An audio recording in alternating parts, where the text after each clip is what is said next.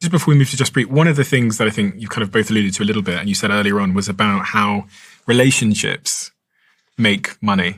And because what I was watching when I was sat in that apartment with this billionaire is his friends and his contacts who had done business with him in the past were getting the allocation, the prime allocation of being able to invest just before this company went public, which means that the next day it would multiply.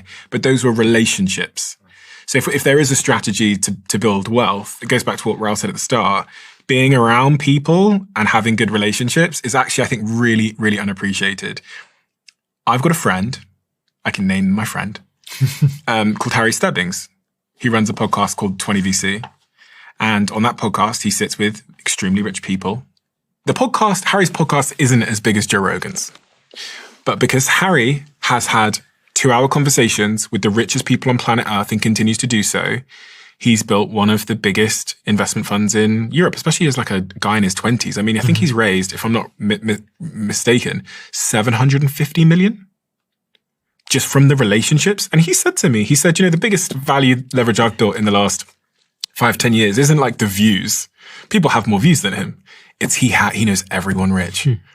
And I think we underestimate that when we think about wealth creation.